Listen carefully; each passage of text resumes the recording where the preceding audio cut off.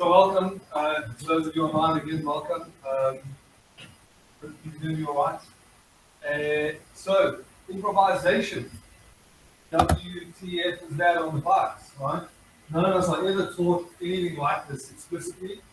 We're taught how to read music and play it exactly like that every single time without fail. There's nothing wrong with that, but that is one approach to playing music. It's very competition driven. Okay, we're trying to measure each other, measure ourselves against each other and our previous selves and what have you. There's absolutely nothing wrong with that, but I think it's also chopping off a large part of what it means to make and to play music and to find personal enjoyment from the instrument. So I'm just going to do an introduction. I've got half an hour, maybe a little longer, maybe a little shorter. Here's a slide. I was going to say, this being improvisation, I haven't prepared anything. I'm just going to wing it. But that's a lie. I've got got a few things that I just want to pose to you to think about, and to give you ways to explore music and the instrument of that.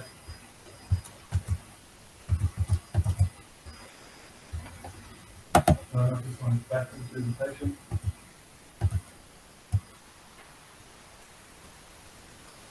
There we go.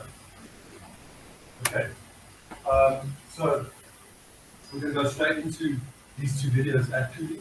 This first one is Joshua Hogg. He's actually a jazz musician. He's just playing pipes here. They're not island pipes. But it's really just a cool, interesting look and sort of crossing of genres. And then we'll listen to a bit of good old Fred Morrison. He's a living legend.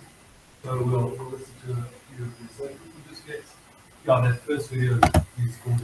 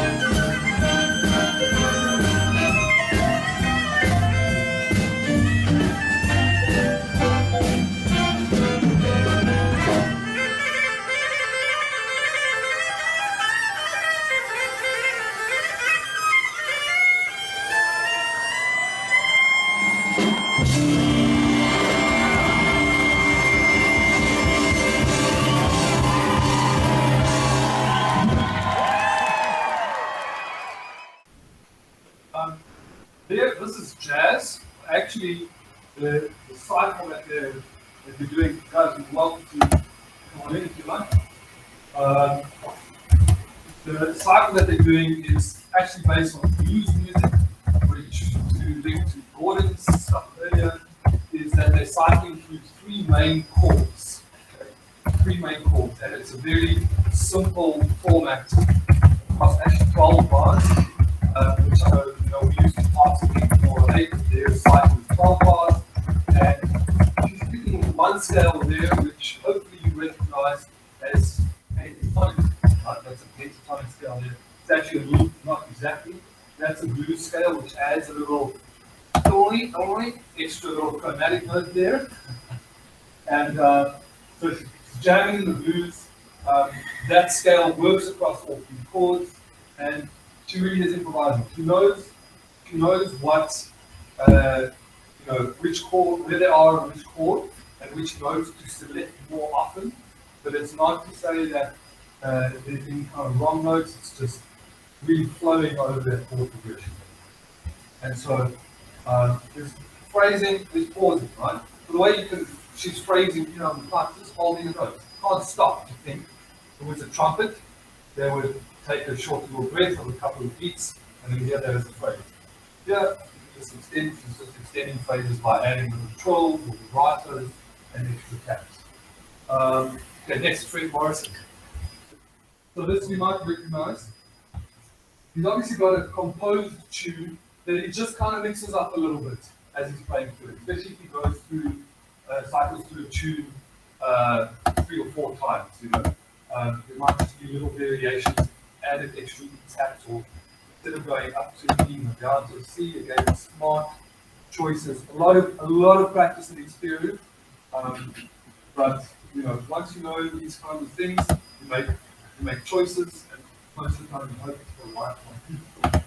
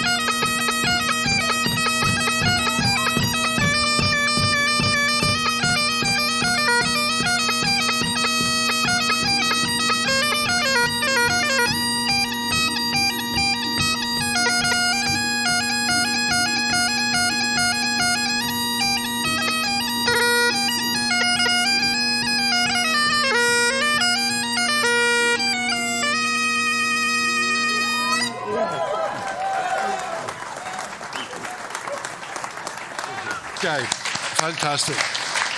Brilliant stuff. Great, that was brilliant. That was great crack. So it's a game of two halves tonight. That's what the footballer commentators say back home. It's a game of two halves. That means at half time you can have two halves. No, it doesn't, no. So, there's going to be a break, and they've got a bar. So you can have two halves. No, they've got a bar. So you can go out there and give your ears a wee rest and have a wee drink and get a wee chat and have a wee breath of fresh air and buy a wee CD. That's exactly right. So I'm going to finish it off through the first half with the tune The Hard Drive. This is for Ken Mackenzie, and he's paying the coffee tomorrow.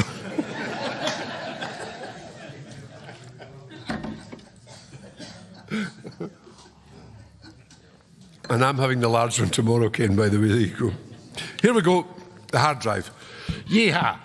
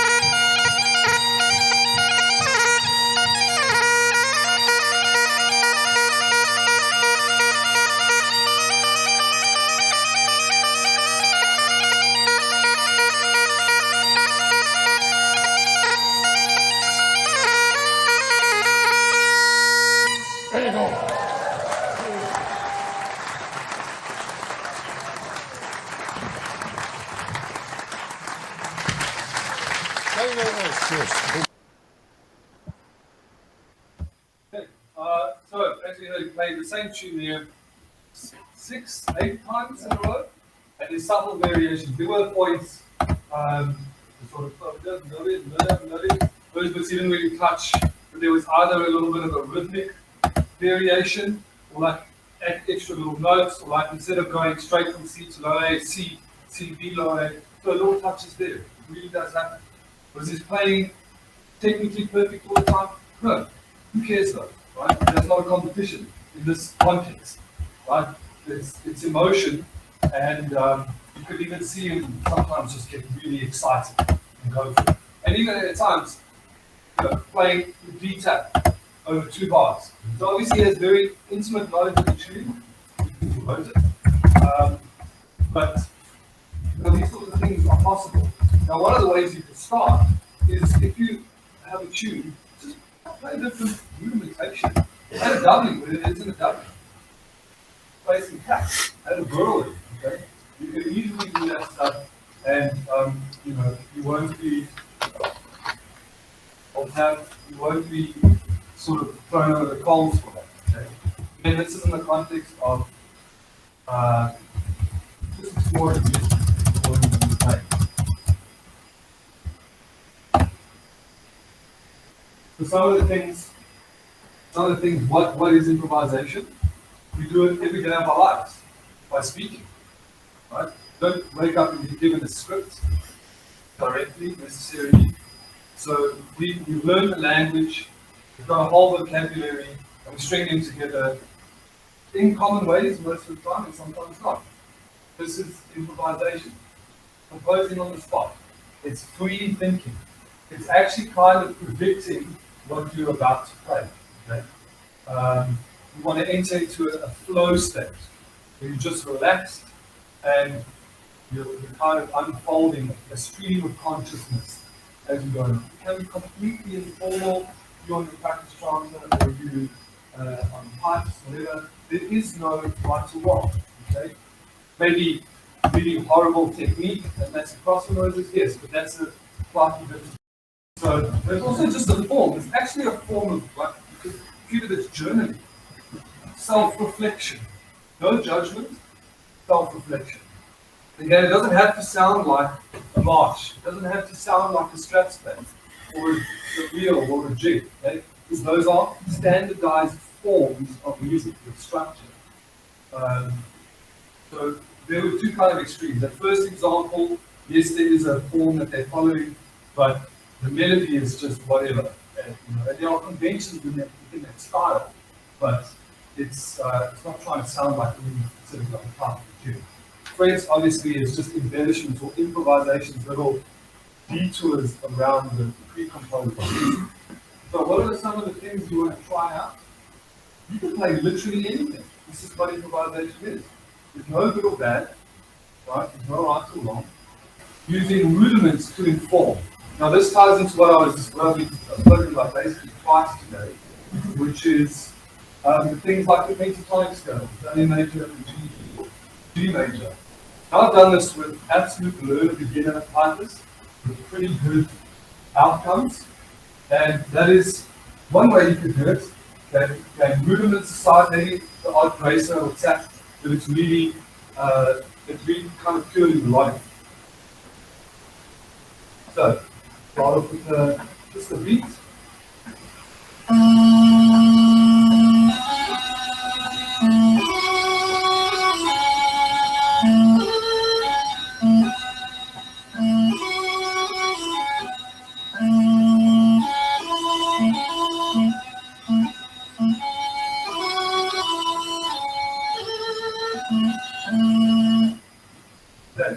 Whatever. It's really easy. It's going to sound pretty good if you're playing the pentatonic scale.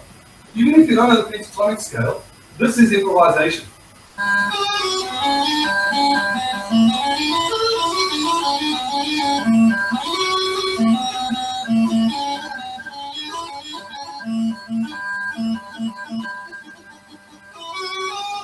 That's improvisation, right?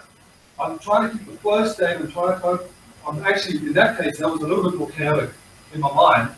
Just sort of Okay, that's all right. That's fine. It's absolutely fine. Obviously, it doesn't sound quite so musical just yet, but you're putting yourself in a different state of mind.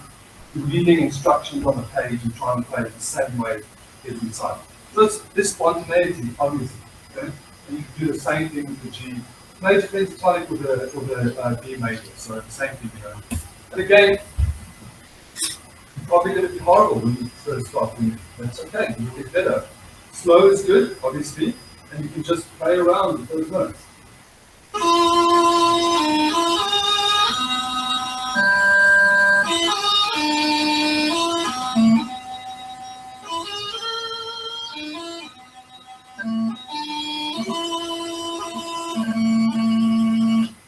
Come across a little bit more keyboard. That's what I was mentioning earlier, is that I think, you know, again, competition.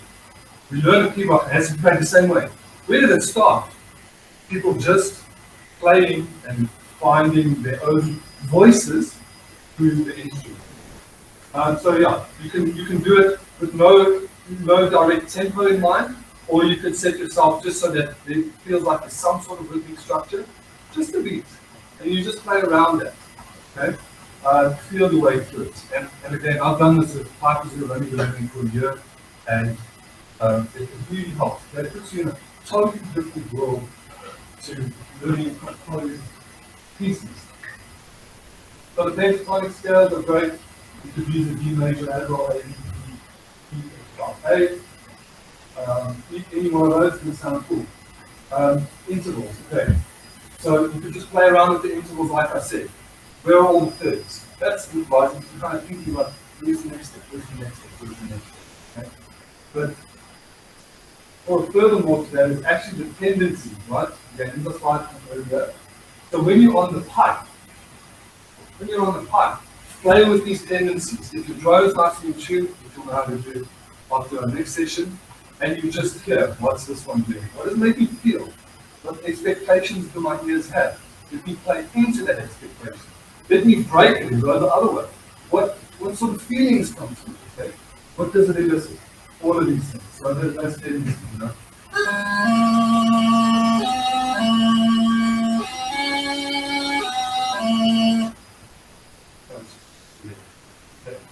And it becomes melodic because playing something. So these common tendencies are stepwise motion onto certain notes in the scale.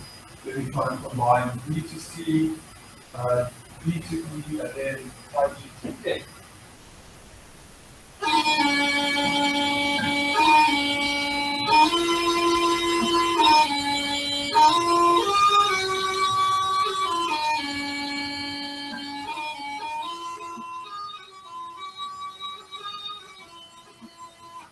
There we go. I'm just following guidelines as to these tendency points there. And again, no right or wrong. It's going to sound pretty good because these are, we've discovered them, we've labeled them, but they're inherent qualities to our instrument, particularly in the book. I think it's the last thing.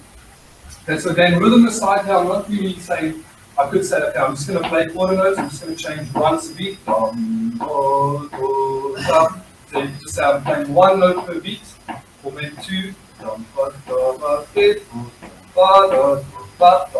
all feeling in triplets.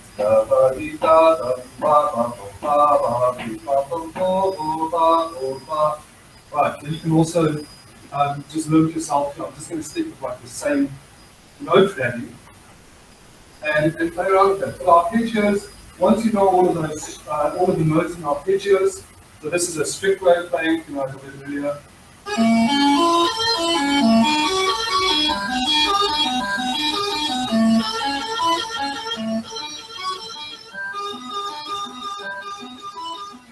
So that's trying that out in different shapes.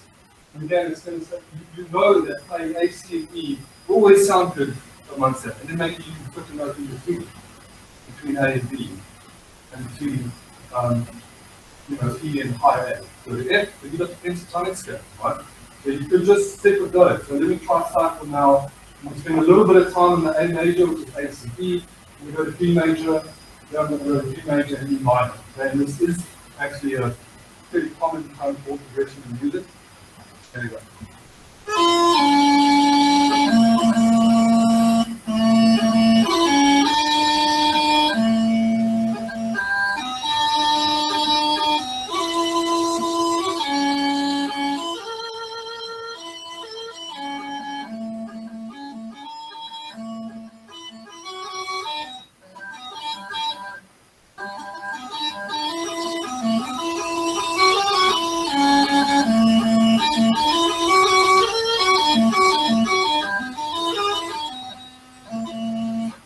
Something like that. Okay? You just make it up, huh? Well, this is improvisation. No, actually, I'll crack that with this. So yeah, these are, again, play around, and there's no right or wrong. What I did there as I was playing is there was a little motif that presented itself to me. So you've got to be open and aware. That's what I said. Self-reflective. Oh, that sounds quite cool. You can repeat it. You can repeat it 20 times if you like. Again, there's no judgment in this frame of existence. Okay.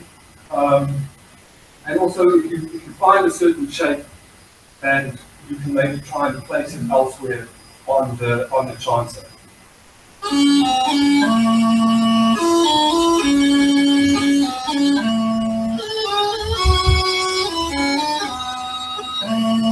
Right, and then there's the kind of the same rhythm I'm trying to do.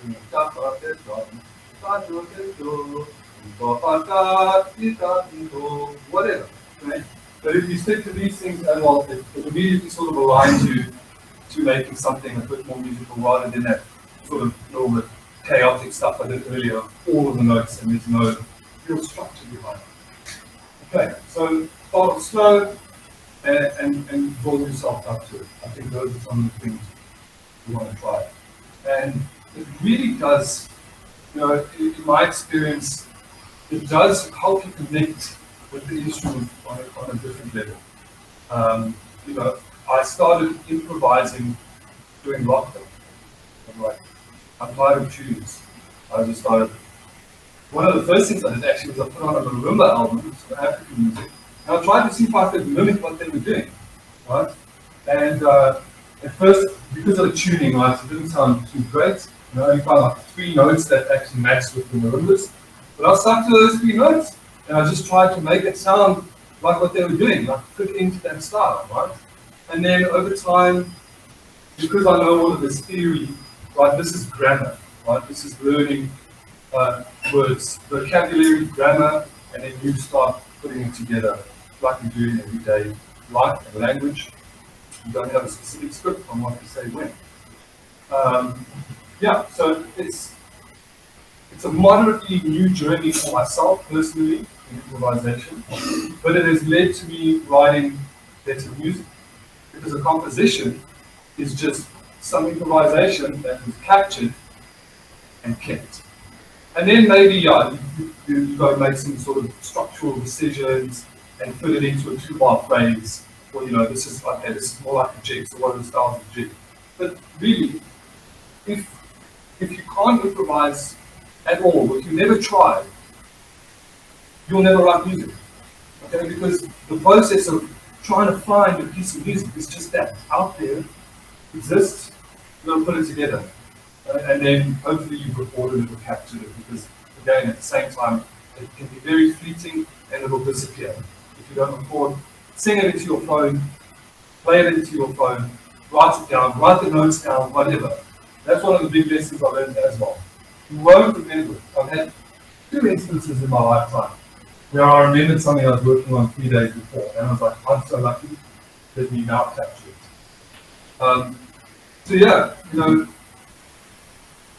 I suppose there might be, you've got to kind of get out of the way of yourself as well. Yeah. Self-reflection and not any judgment. And yes, it's not a massive part of what we do in competing pipelines. Actually, it doesn't exist at all. But what else is a tuning phase as well? You might be struck that it's an improvisation thing. I would encourage you to try this, and I promise you, you will write music, and it will be good music. Because just getting a stage out and going, okay, I'm going to put a note here, I'm going to put a note there, I'm going to put a note there, and applying theory But not hearing it, it's not going to sound too good. Again, I'm talking from experience there. The best, the stuff that I feel like is the best music that I've written, or the best music, is when I was just screwing around on the charts. Lots of errors, falling off, starting again, thinking, right? And again, I don't incorporate too many rudiments, but once I've found an idea and I like it, and then I stay on it for a while, then I can develop it. So yeah, this will definitely lead, if you want to write music on the pipes. This is it here. Okay.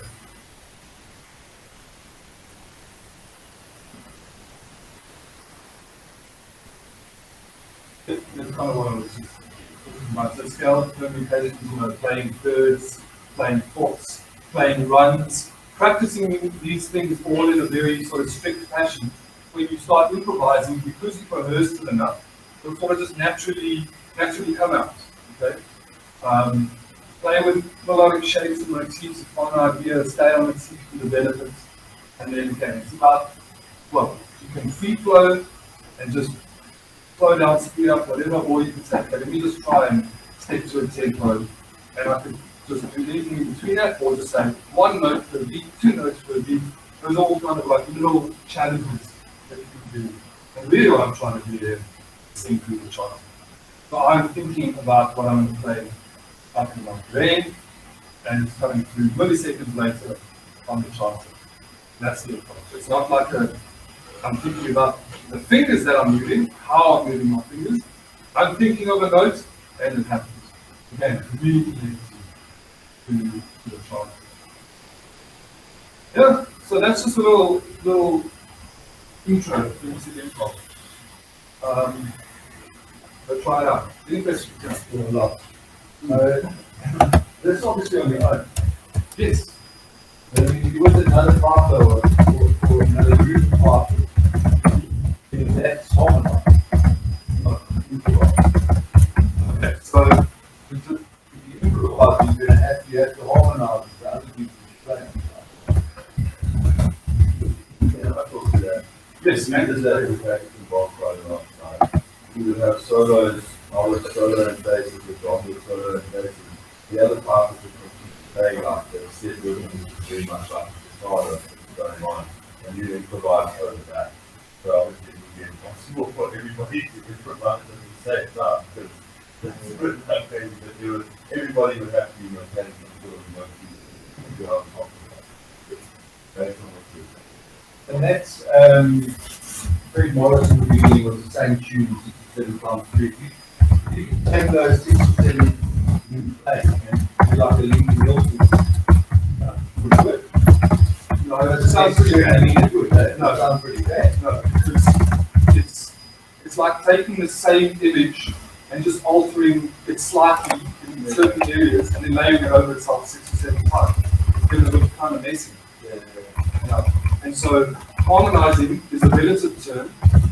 But some notes sound good together and some notes bad. So you don't want, and this doesn't really happen much either, even in that really a jazz example, is that she was the only one soloing and improvising. Everyone's got, well, there's sort of, it is improvised things, but they're saying only on this chord, and there's a general consensus on the rhythms that they're playing, and then on top of that is improvisation. If everyone's just doing anything, it's going to sound like And that thing that like Lincoln Hilton does, he puts himself 5 times in the same street, playing the same tune. But each of the 5 of them is playing. There's no improvisation. That's not improvisation. That's carefully That's orchestrated. yeah. Very carefully orchestrated. Yeah, not improvised. But if he was a down at the pub, you could play any one of those 5. Well, no, that's a On different their own. thing you're talking about here. So So it's like he's sort of the same tune. he's just harmonizing or creating different parts. So an ensemble. Quartet style. Yeah, quartet style. So again, there's no It's not like improvisation. this time I'll play it this way around, and this time I'll play it that way around, and this time I'll play it. You could just see what he's at. I think we're looking at about the same maybe like the right? About the same the whole right? You can play it only after the function. Yeah. Same with the can't be almost like text music one time what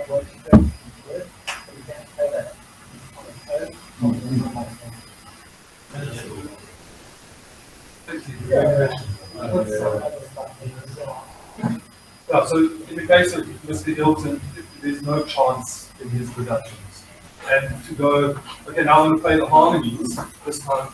It's meant to be played at least in pair with another thing. So that's not improvised. You can heard it somewhere once before, doesn't necessarily mean get on with it.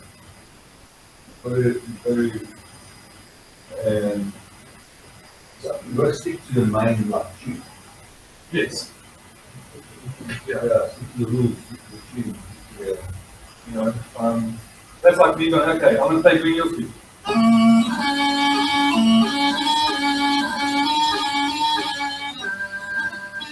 Sounds weird, because that's a harmony line written back off of the main melody.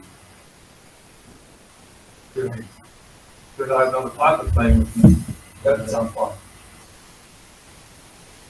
So in the case of Fred, right, maybe this will help. She had the same general structure, the same notes, and he would just deviate on that, like little detours. So instead of playing dega, he was going tara, tara, tara, but last at the same time. So there's a structure that is just mixing around with. And you don't want to think about layering that 7 times over. Because there will be times where it's fine, and then just like, if you're hearing A, B, C, and F at the same time. What I have seen is, and I think it's a piano, clarinet, jazz piece. And basically what the composer's done is they've written 2 bars for each instrument, and say 4. And then what each musician does is they just pick one, whichever they want, and they work off the same chord progression. And that's, I suppose, maybe group improv, I suppose, as well. Yeah, so there are ways around it. There are, so you've got a selection, and all of those combinations, 2 bars here, 2 bars here, 2 bars here. And in fact, Matthew Welch has done a similar thing for pipes. Whichever combo you play will sound good because it's worked out that way. And so it's set material, but exactly in which order you play it is up to you. So that's part of the improvisation of that. So it's like, now we're here, now we're here, now we're here, now we're here. But it will always work as opposed to no structure. And it will sound messy and it won't sound pleasant. Unless you've got 2 really good at names, again, you've got to be on a structure. Okay, we're only going to improvise on the A major chord here for 4 bars. And then we're going to change to the next one, 4 bars. And then there will be times where it's like kind of and then coming together and it creates organic stuff. So there are ways around that for people performances. And it's also like, I think a valuable thing for instructing is nephews, like when you're working on breaks or when we try and make a tune of hand tone, like those little, I don't know, or like remix or whatever, tunes where we have chords and chords and things like that. That process also happens exactly like the way you talk about how Fred is doing it as well. When you sort of get like stuff there. Exactly. So it is a tool like that. Oh, it is a good tool, yeah. Thanks. I didn't actually really think about that. The way guys will arrange melodies, or just put a little twist in a tune here. They're obviously sitting down, just little twists. Not necessarily changing the length or whatever sometimes, but yeah, just working through material. How about this? No, that doesn't sound good. How about this? Yeah. Oh, that's not so bad. Maybe try this little variation. Yeah. Oh, that's the one. Okay, that's how we're going to move from the jigs to the reels. Yeah. And in those cases, like within a tune, it's going to use material from the tune, or maybe you use the same rhythm, but you go to a different scale, or between tunes, you're going to sort of try and mix the ingredients of those 2 tunes together into something. Yeah, I would say like if you really like the one part, and then you bring it back as a jig, you really like it as a jig as well. So, yeah. That process of like composing it and yeah, you've got to spend some time thinking about that and trying out improvisation. Yeah, it's definitely improvisation. So to sum up, right, if you learn these, the pentatonic scales, the arpeggios, those 2 things themselves will give you plenty of stuff to play around with. But even if you don't know any of those, and you just play any random note at any point, you are entering that ground. Okay? And it might be difficult, but I think the more you do it, the better you'll become. And as you learn, as you increase your vocabulary, you practice in certain ways, they'll naturally come out. And yeah, it's just a journey. There's no necessary end point to this. No, what exactly am I trying to do? Because that goes against the grain of improvisation in its essence. If you want to start presenting it, good luck. It's not so easy. But I think there is scope. We'll hear, we do hear, Angus said, Haggis and Bong used to do it. Then my other partners were playing things. They just play like an ostinato, right? Yeah. And something, and then you move. Simplify. Yeah, something, and then you do that. You hear it in folk bands, you just don't necessarily always realize it. So there is this culture, obviously not in competitive pipe bands, in competitions. And in large groups, it becomes a different story. But that's it. I encourage you to try it out. Thanks.